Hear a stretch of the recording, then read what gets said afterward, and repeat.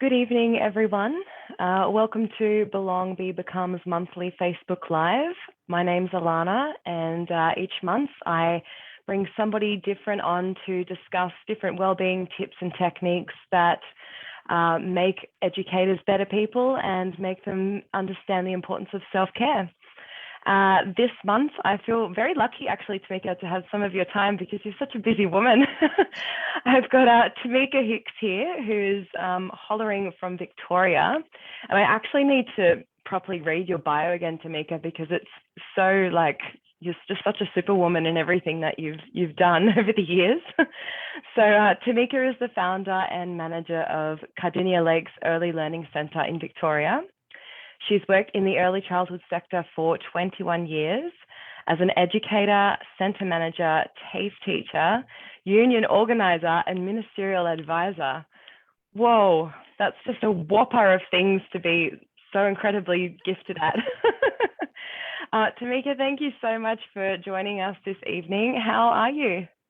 Look, thank you. Thank you for having me on, Alana. I'm good. To be honest, we're all tired and exhausted. And to start off with, happy Early Childhood Educator Day to you, Alana, and to everyone who's tuning in and who will watch this video at a later time.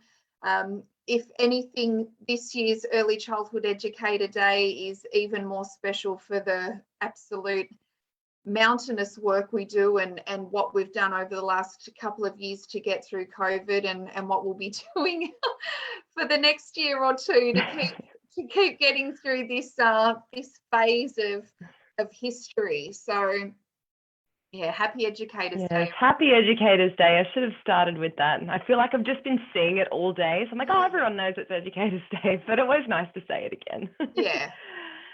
So, Tamika, you're on here tonight to speak about how you advocate and support wellbeing in your workplace. So, what does wellbeing mean to you, and why do you think it's important for your educators at your service? I think when I think about wellbeing, I think about what we're trying to do within early childhood. So, if we're trying to achieve high quality outcomes for children and we're working as a centre community, if you think of everything that encapsulates our framework, it's not something that we can do half-hearted. It's not something that we can do with, that Larry Longarm approach every day, as if we were doing something that wasn't something that required a connection with who we worked with, or, we're not stocking shelves, or we're not packing boxes or something. We're working with children in that first 5 years of life, when we all know that's when the majority of brain development happens. And if we don't have teams, and we don't as managers or as leads in the room work with our teams to have a happy, respectful workplace where we're punching the sky every morning, looking forward to what we've got to bring to that room and bring to our team, and build that sense of community with our families. If we don't look after our teams' well-being, then we're doing a disservice to the children. We're doing a disservice to our centre community. So centre well-being, team well-being, the children's well-being, family well-being, has to always be at the forefront. So with all that, thinking about all of that and knowing that, it comes back to investment. And it's not investment necessarily in a financial sense. It's investment in time. It's an investment in planning. It's an investment in looking at the whole gamut of what happens in your service during the week, and is there enough time to provide that quality? Because if you're rushing, if you're cutting corners, we've all worked for services that have cut corners, that end product is not going to happen, which is ensuring that all children arrive on their front foot, have their full potential, their needs met, their interests met, all of those wonderful things that make us want to do what we do.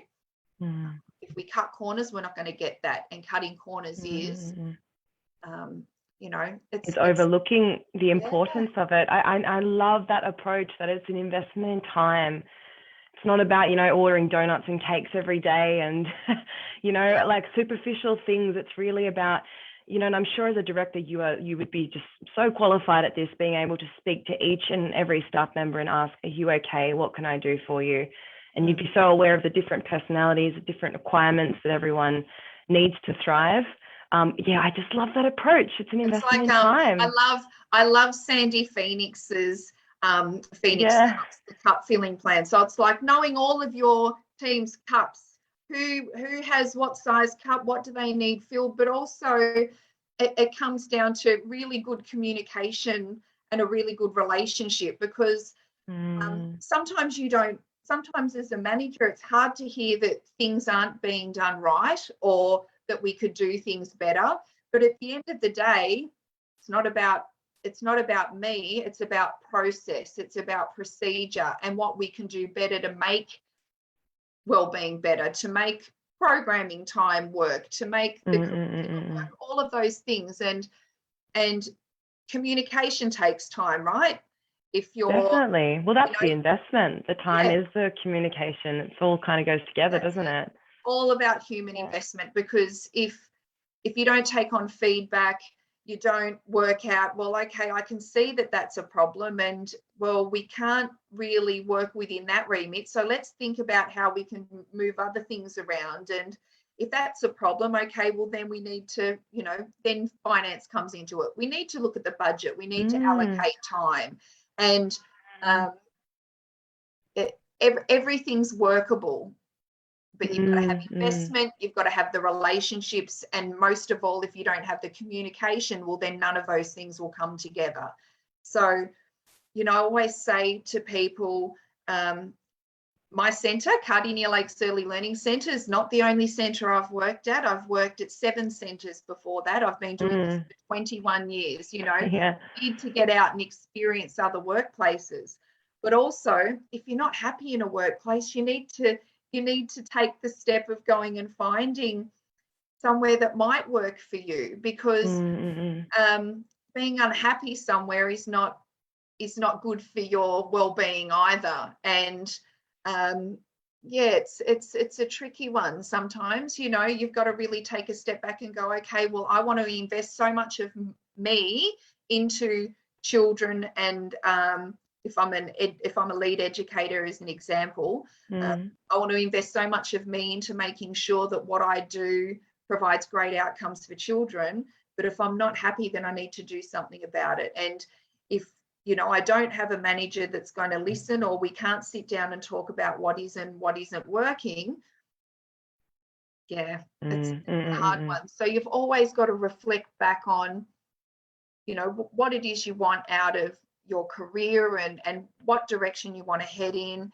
But everyone who walks through the doors in the morning always has that one goal, and that's to have those children have the best day possible, and learn and grow and problem solve and communicate and build their language, all those beautiful rich things that we do each day. We want the best out of that. So it's about achieving that, and that you know, all comes back to that, you know, back to those core things: investment of your time, communication, and really just making sure that everything fits within that remit.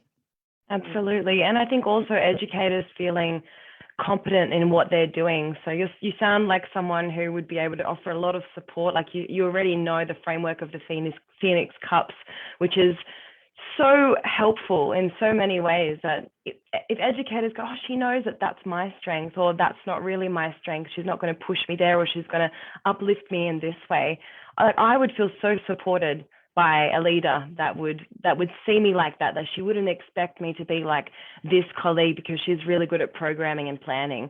Like, that was never really my strength isn't my strength, actually, I should say, in the present moment. Whereas I really enjoy being creative and fun when I'm in the present moment with the children. I'm really animated and lively, and I've got a lot of physical energy, but sitting down and doing programming isn't my thing. So that's where I'd need support. And I'd just feel so supported if I had you as a director, that the very fact that you know that. And you also said just toward the end there that, they're walking in every day wanting to provide these rich experiences for children. And, we have to give so much of who we are to the children so that they get the best outcomes possible. What would you say, like, how would you advocate for your staff to give back to themselves what they so willingly give to the children? And that comes down to making sure that you give time for yourself. And we all, and it's extremely hard as well. And I know when I was an educator working with children, I had young children myself. So whether you've got young children or not, making sure that when you get home that you're having, go for a walk in your lunch break. Don't just sit there. Oh, I always say that. And, get the fresh air, get out in the, and it's always, I don't always practice what I preach, because I know that I work, for the whole remit of the day, and I don't go out for a walk on my lunch break. I might go over and get a drink from the bakery or from the cafe. But I'll always make sure I try and go for a walk when I get home, even if it's just to debrief. Exactly. And if you're sitting on public transport, or if you're sitting in the car for a lot, driving to and from work, that's your reflection time. That's the time it's about what did and didn't work for the day, and what things you might do better, or conversations that could have gone differently. But taking time out for you is really important. And I know that especially in those of us out there who are in lockdown, a lot of people can't get to the gym, or they don't have their sport teams to go to, or catching up with friends and family to go for walks. But we have that hour a day, and let's allocate, let's make sure you allocate most of it.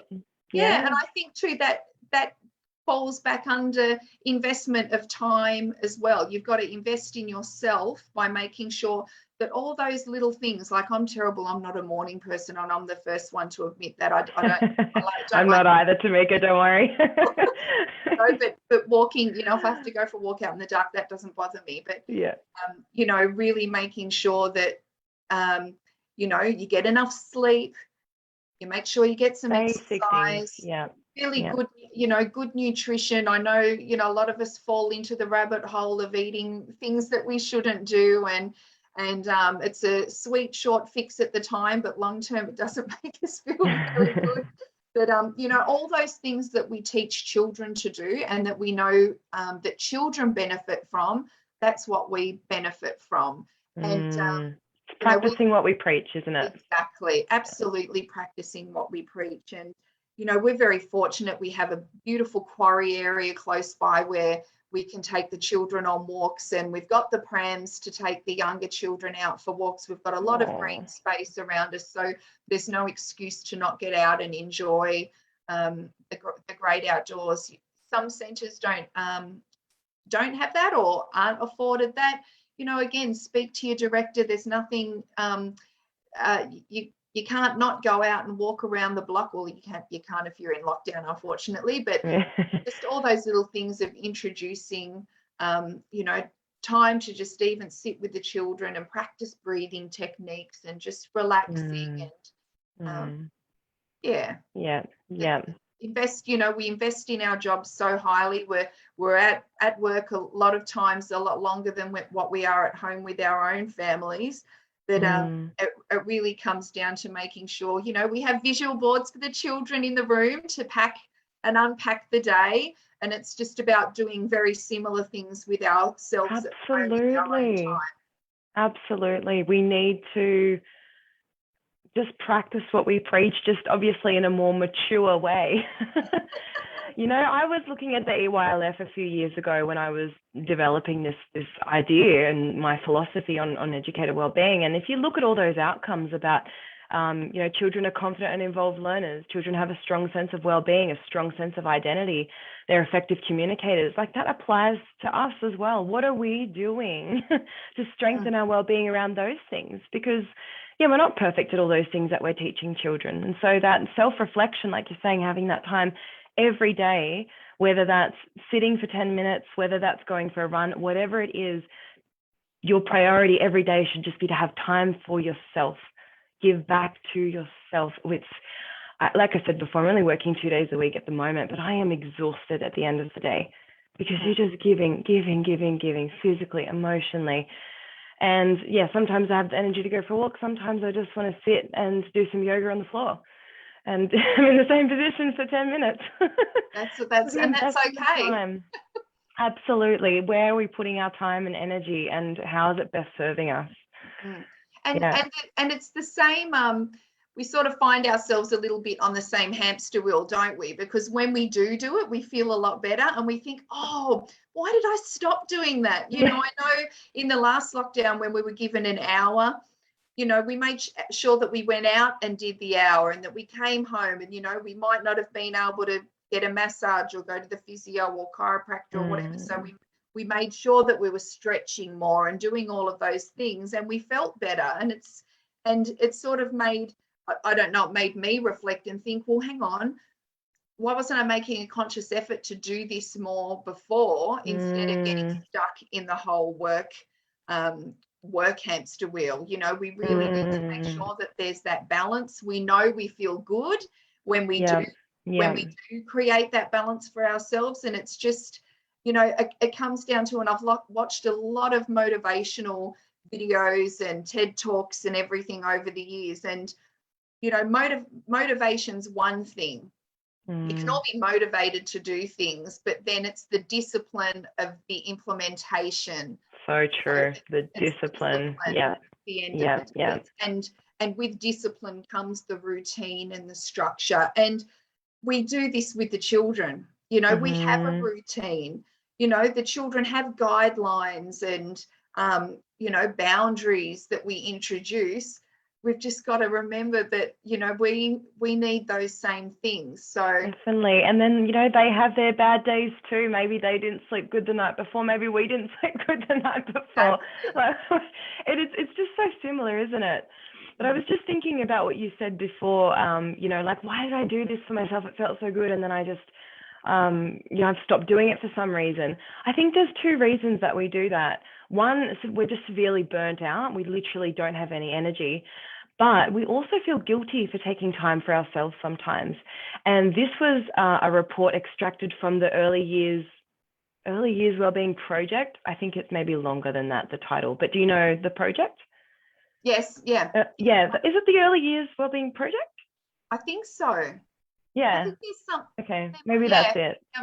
So they interviewed some educators about taking breaks, something to do with taking breaks. And they actually said, well, we kind of feel guilty for taking breaks. And I thought, whoa, no, this is not good. This is not good. We should never feel guilty for something that, first of all, we're entitled to. And second of all, is absolutely essential for us to have the stamina and energy for the rest of the day. And again, in the vocation we work in, it's constant giving. We need time to give back. We're just going to be like, what did you say before, Larry? Larry long arms. Long arms. Just I always say to my team that there is absolutely no reason that you should be doing anything in your own time. And if you are, you should be paid for it. If that's your choice, you want to come in and reset your room on the weekend or whatever, that's okay. But, if you're taking cleaning home, then we're doing something wrong here. If you're nice to hear you say that, Tamika, because I think there's a lot of pressure on, and you need to call out if you need time to write obs, or you need extra programming time to get done whatever we need to get done that's on our list of things, then sing out, but we have, and again, it's about allowing for that to occur. Like if you keep telling educators no, well, they're not going to ask. So that's a good point. Yeah. So it just comes back to that communication. But God, you've certainly been around the block, Tamika, in terms of early childhood, you've got such a really October next. Now that it's September today, which I can't even get my head around because we were just, wasn't it only 2021, 2020 yesterday? It's just I know, it's crazy. Have gone really quick, but it's October next month, and that will mark my 21st year of working in and around early childhood. So Hall of Fame. Do I get a key to anything? Maybe. Oh, yeah. Anyway. Oh, congratulations, Tamika. What an honor. And to have had so many different roles in the same sector that, we're fighting so hard constantly. Like, I haven't been in this field or for as long as you have, and certainly not in the different positions that you've had as well. So I think it's, you should just feel so amazingly proud of yourself. There's been a lot of amazing things that have happened in the 21 years that I've seen, and so many improvements. The quality's improved, the ratios have improved, and minimum qualifications. So many things have improved, but the one thing that I'll keep fighting for and keep advocating for are wages. That hasn't improved, and unfortunately, we just haven't had the right people at the table, who are in charge at the right time. But hopefully, that will happen in my lifetime. I hope so. Oh, I hope so too. It would be amazing, wouldn't it? We are moving in the right direction, and I have to be pretty biased when I say Victoria's leading the way. But is that true? Still a long way to go, but we're getting there. We're getting there slowly. Yeah. So just before we close up our discussion here tonight, Tamika, the last question for you is, what are some practical ways that you could encourage or inspire directors to implement different wellbeing strategies or techniques in their service? Oh, I lost that last bit. I heard the inspire directors. My internet became unstable. Yeah, I thought you froze for a little bit there. I froze. I'm like, oh. To inspire directors to implement different approaches to wellbeing in the service.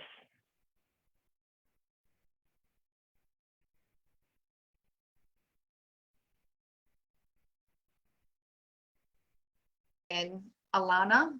Yep, there you're back. Yep. Okay, we're back again. And we're back again. See, this is the NBN. NBN in its fine form.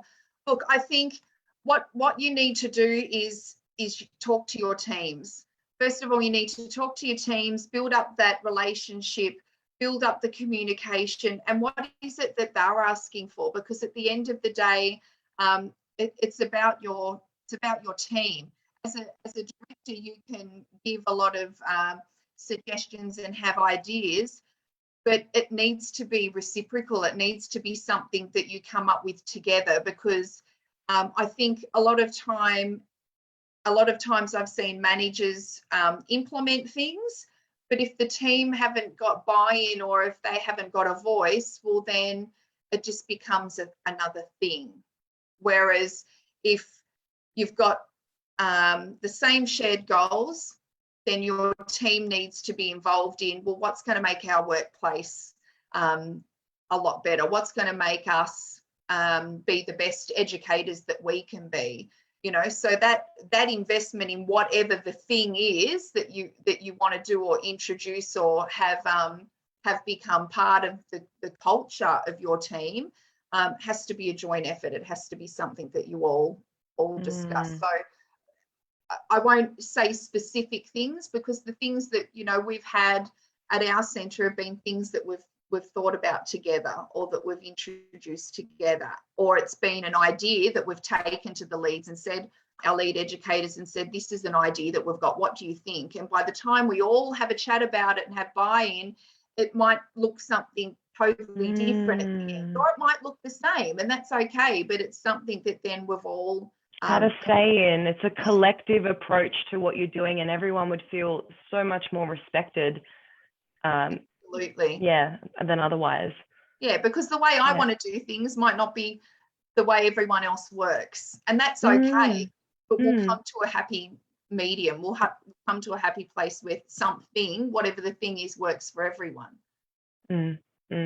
Very socialist approach. Yeah, yeah, a very realistic approach, I think, and yeah, just would make everyone feel really valued and seen and heard, and that's what you want, right? That's what a team of educators who want to come into work every day and go, yeah, I helped implement that, or I, was the one who thought of this idea and then someone built on it and now it's this amazing thing. That's so empowering.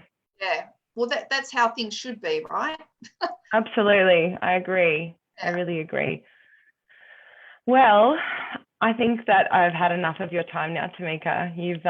I know that you're under the pump a lot with everything that's going on. We always had a lot of work to do prior to all this now, but I know it's 10 times more heavy. So I really, really appreciate you coming on tonight. And I think we've got the most viewers that we've ever had. I've just been checking down here and everyone's tuned in to listen to you. So thank you for all your wisdom. It's been a pleasure. And I hope we can meet each other in person one day. Absolutely. I'd love to come up to one of your retreats. Yes. Yeah, that'd be great. It's got to be next year now, but it'll happen again. I'm determined to make it happen. It'll happen. It will.